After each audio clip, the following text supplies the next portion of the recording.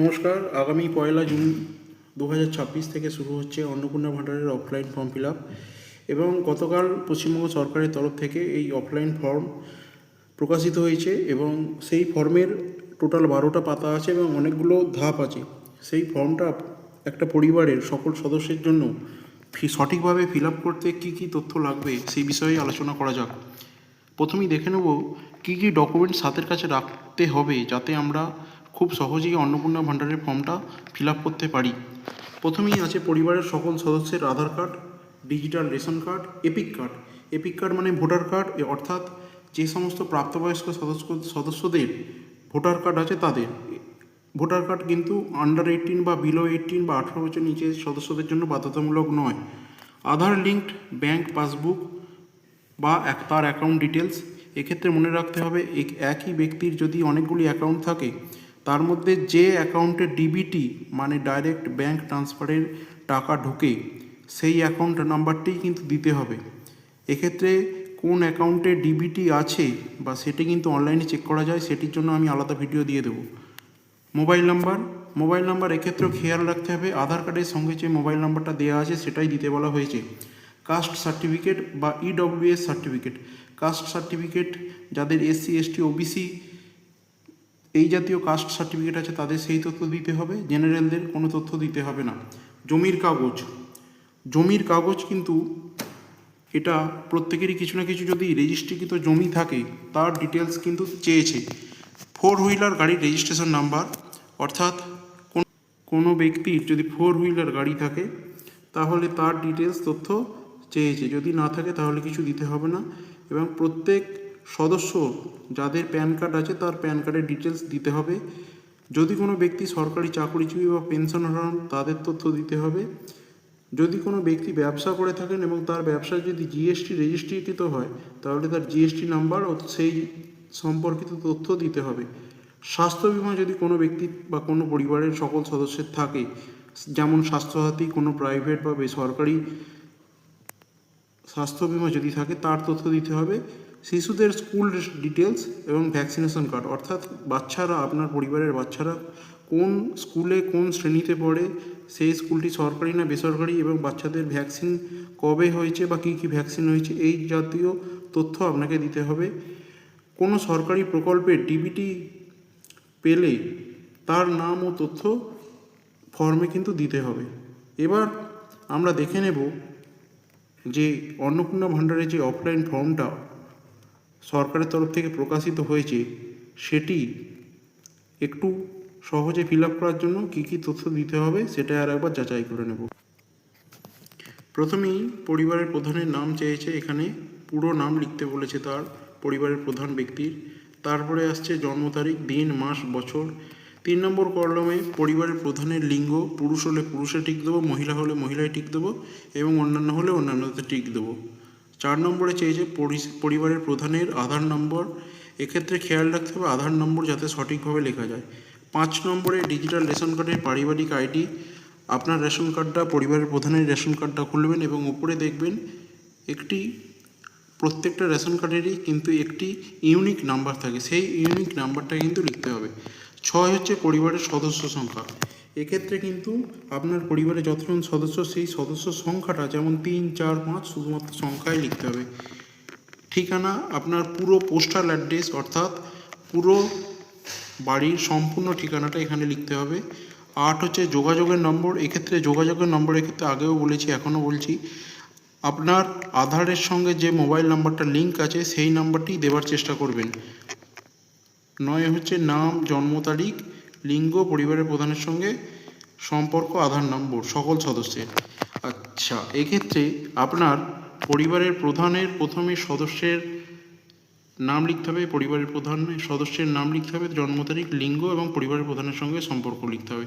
এরম করে সদস্য 1, 2, 3, 4, 5 আপনার পরিবারে যতজন সদস্য আছে প্রত্যেকের সদস্যের নাম, জন্ম তারিখ, লিঙ্গ, পরিবারের প্রধানের সঙ্গে সম্পর্ক এবং আধার নম্বর লিখতে হবে।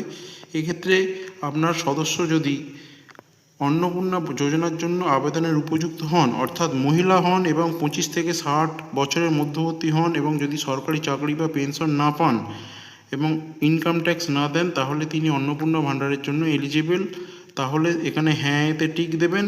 আর যদি কোনো পুরুষ সদস্য হয় তাহলে কিন্তু এখানে হ্যাঁ এতে টিক দেবার দরকার নেই। এরপর চলে আসি পরিবারের প্রধান ও পরিবারের সকল প্রাপ্তবয়স্ক সদস্যের ব্যাংক অ্যাকাউন্ট।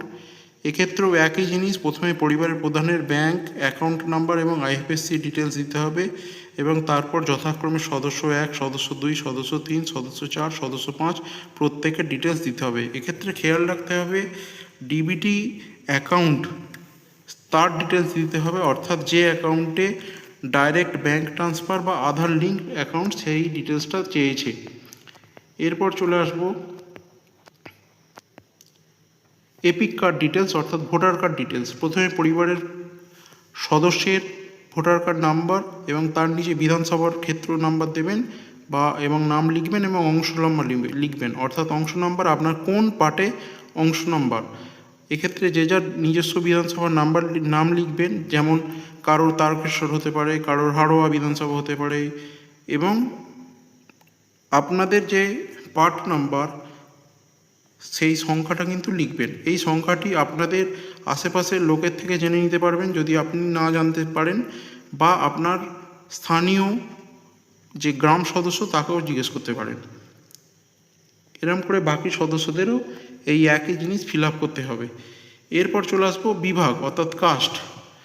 আপনার ক্ষেত্রে যেটি প্রযোজ্য সেটিতে টিক মারবেন। আপনি কি অসংরক্ষিত মানে জেনারেল, তাহলে সেখানে টিক মারবেন। আপনি যদি এসসি হন, এসটি হন, ওবিসি হন, যেটা হবে সেখানেই আপনি ঠিক চিহ্ন দেবেন। এরপর আসছি রেশন কার্ড ডিটেলস, অর্থাৎ আপনার পরিবারের সকল সদস্যের রেশন কার্ড ডিটেলস দিতে হবে। আপনার কি ডিজিটাল রেশন কার্ড আছে? যদি থাকে তাহলে হ্যাঁ দেবেন, যদি না থাকে না দেবেন। যদি হ্যাঁ হয় তাহলে কার্ডের ধরনের উল্লেখ করবেন। এক্ষেত্রে এটা বোঝার জন্য আপনার পরিবারের প্রত্যেকের রেশন কার্ড বার করবেন। রেশন কার্ডের মাথার দিকে দেখবেন একটি তথ্য লেখা আছে কার্ডের টাইপ AAY নাকি SPHH নাকি RKSY1 RKSY2 এরকম দিয়ে তারপর রেশন কার্ডের নাম্বারটা লেখা আছে। যে টাইপের কার্ড হবে সেই টাইপের কার্ডটার এখানে আপনি টিক চিহ্ন দেবেন। পরিবারের রেশন দোকান থেকে মাসিক রেশন তুলছে কিনা, যদি হ্যাঁ হয় হ্যাঁ, যদি না হয় না। এরপর আসবে সম্পদ, বাড়ির ধরন। আপনার বাড়িতে কি 3 বা তার বেশি পাকা ঘর আছে? যদি হ্যাঁ হয় হ্যাঁ দেবেন, না হলে না। পারিবারিক জমির মালিকানা, পারিবারিক কি কোনো জমি আছে পারিবারিক? যদি হ্যাঁ হয় হ্যাঁ দেবেন, না থাকলে না দেবেন। পরিবারের সকল সদস্যের মোট জমির পরিমাণ, এটা শতকে কিন্তু লিখতে হবে এবং এক্ষেত্রে কিন্তু জমির পরিমাণ দেবার সময় খেয়াল রাখবেন যে জমির কাগজ যে পরিবারের সদস্যদের নামে আছে তার পরিমাণটুকু যোগ করে একসঙ্গে কিন্তু লিখতে হবে। যানবাহন, আপনার পরিবারে যদি কোনো 4 চাকা গাড়ি থাকে তাহলে আপনি হ্যাঁ দেবেন, না থাকলে না দেবেন। যদি হ্যাঁ হয় কিন্তু গাড়ির সংখ্যা উল্লেখ করতে হবে, 1টি বা 2টি, এবং গাড়ির রেজিস্ট্রেশন নাম্বারগুলো লিখতে হবে। 5-এর দাগে চলে আসবো পরিবার ভিত্তিক সদস্যদের স্বাস্থ্য বীমা। পরিবারের ভিত্তিক সদস্যদের যদি স্বাস্থ্য বীমা থাকে তাহলে হ্যাঁ দেবেন, যদি না থাকে না দেবেন। HOF মানে হেড অফ দ্য ফ্যামিলি। পরিবারের প্রধানের স্বাস্থ্য বীমা কি সরকারি না বেসরকারি?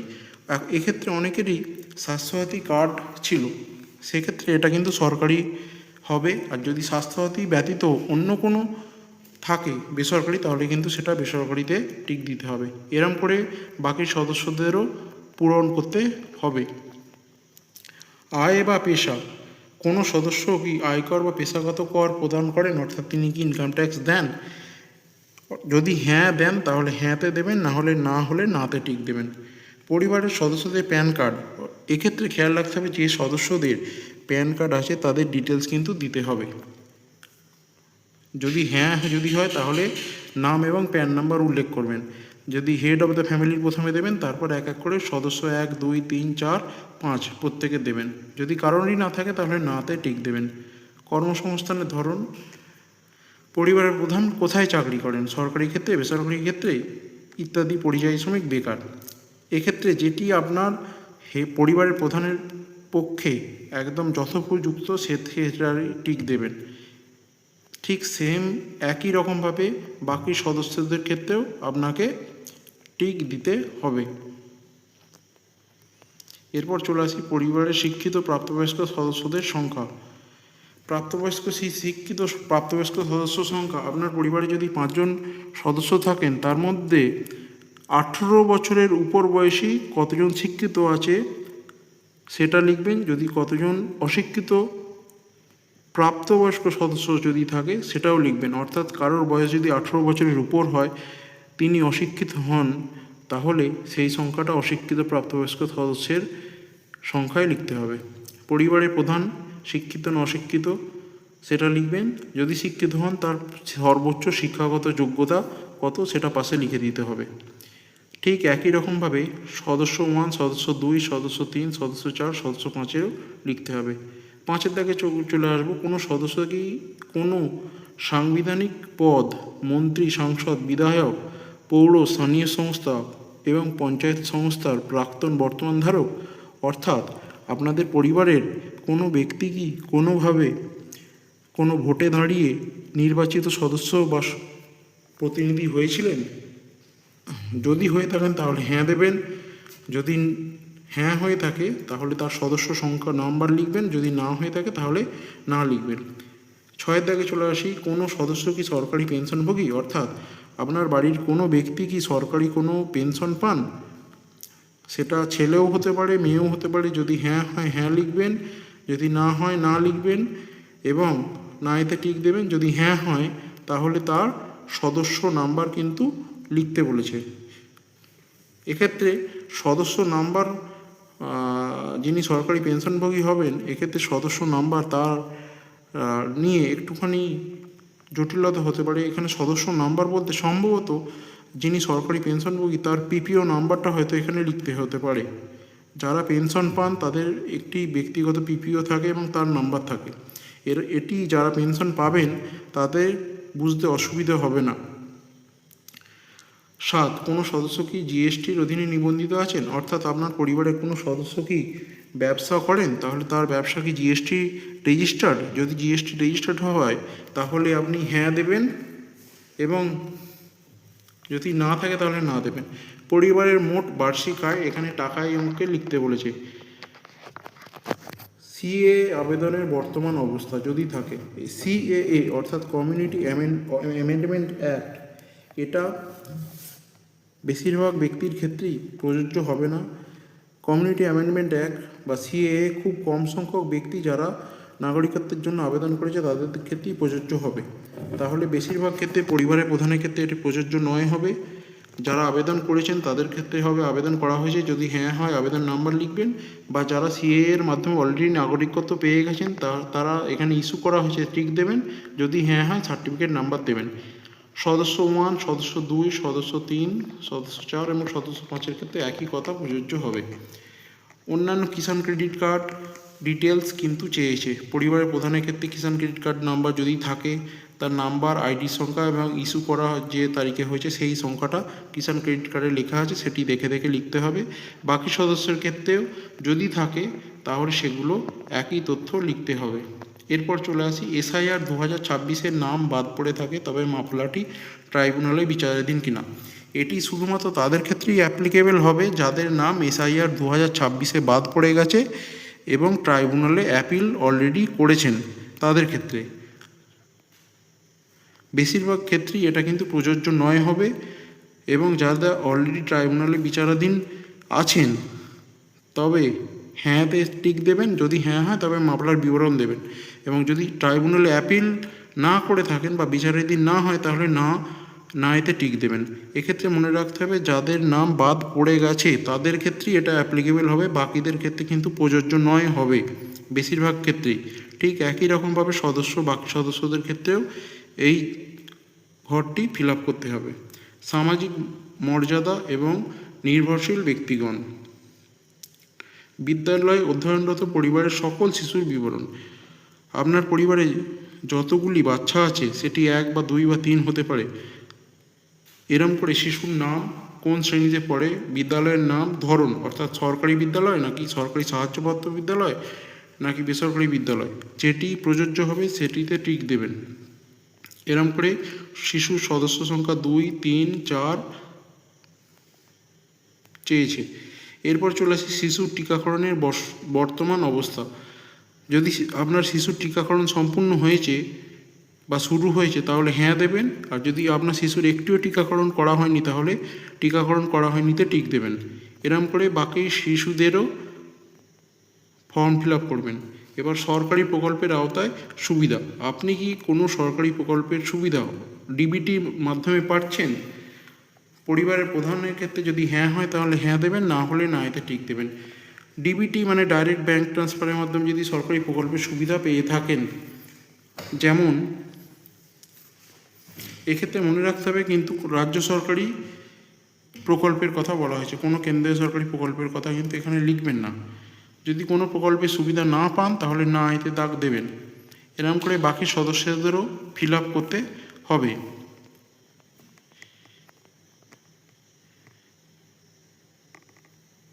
এরপর বলেছে বাদ দেওয়া হলে কারণ অফিসার কর্তৃক পূরণীয়। এই ঘরটি আপনাদের ফিল আপ করার দরকার নেই, এটি যারা ফর্ম নেবেন তারা ভেরিফাই করে এখানটা ফিল আপ করবেন। এরপর আসছে ডিক্লারেশন বা ঘোষণা এবং সম্মতি। আমি এই মর্মে ঘোষণা করছি, উপরের প্রদত্ত তথ্য আমার জ্ঞান ও বিশ্বাস অনুযায়ী সত্য এবং প্রযোজ্য ক্ষেত্রে আমি সকল সহায়ক নথি প্রদান করেছি এবং উপরে উল্লেখিত কোনো মানদণ্ড বাদ দিইনি। আমি অবগত যে আমার প্রদত্ত কোনো তথ্য মিথ্যা প্রমাণিত হলে আমার সামাজিক সুরক্ষা সংক্রান্ত সুবিধাসমূহ বন্ধ হয়ে যেতে পারে। এখানে সম্মতিতে টিক দিয়ে নিচে পরিবারের প্রধান স্বাক্ষর করিবেন। ফর্মটি আপাতত শেষ হলো। এক্ষেত্রে খেয়াল রাখবেন যে আপনারা ফর্মটা জমা দেওয়ার পর এই যে নিচের রিসিভ কপিটি কিন্তু অবশ্যই নিয়ে রাখবেন, কারণ এটি আপনাদের ভবিষ্যতের ক্ষেত্রে অনেক কাজে লাগতে পারে। যে এটি আপনি ফর্ম জমা দিয়েছেন তার একটি সর্বোত্তম প্রমাণ। এবং এক্ষেত্রে একটি কথা বলে রাখা ভালো যে আপনি বা আপনারা ফর্মটি যখন ফিল আপ করবেন তখন চেষ্টা করবেন সব তথ্য যেন নির্ভুলভাবে দেন। কোনো তথ্য যদি শুধুমাত্র অন্নপূর্ণা ভাণ্ডার পাবেন বলে যদি লুকিয়ে থাকেন তাহলে কিন্তু পরে ভেরিফিকেশন হলে আপনাদের হয়তো সমস্ত সরকারি প্রকল্প বন্ধ হয়ে যেতে পারে বা যে টাকা আপনারা পেয়েছিলেন সেটি ফেরত দিতে হতে পারে। তাই সবসময় চেষ্টা করবেন সঠিক তথ্য দেবার। ধন্যবাদ।